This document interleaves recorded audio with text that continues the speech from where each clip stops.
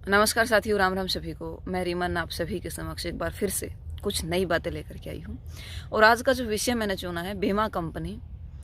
बीमा कंपनी, ये जो फसल बीमा योजना जब आई, हमने, आप जैसे साथियों ने मिलकर के परिवार वालों को, घर वालों को ये समझाया कि फसल बीमा योजना है क्या, इसके फ़ायदे क्या है। नुकसान की तरफ तो हमने ध्यान ही नहीं दिया, क्योंकि तब तक नुकसान भी हमारे सामने बहुत। कोई भी योजना जब आती है, शुरुआत के 1 साल में अपना 100% दे करके जाती है। ठीक है, चलो, हमने योजना के बारे में समझाया, पूरी की पूरी फसल का बीमा करवाया।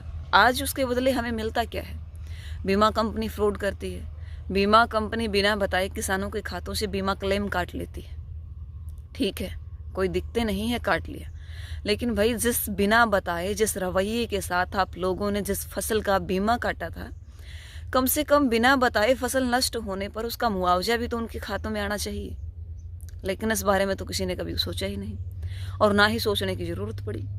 मैं जिस फैमिली से आती हूँ, एक मैसेज भी यदि पापा के फ़ोन में आता है तो मुझे दिखाया जाता है किस चीज़ का मैसेज है। और हमें इन चीज़ों के बारे में अच्छे से पता है कि बीमा कंपनी काटती कितना है, देती कितना है।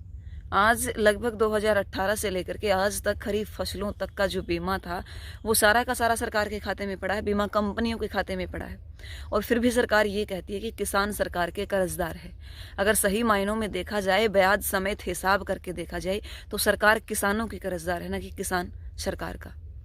और इन चीज़ों के बारे में जिस दिन हम सोचेंगे और जिस दिन हम इसका कंक्लूड करके देखेंगे, मेरे ख्याल से किसान जिस दिन जागेगा, उसी दिन सरकार की और बीमा कंपनी की दोनों की आंखें खुलेगी। और आज समय है जागने का, जगाने का।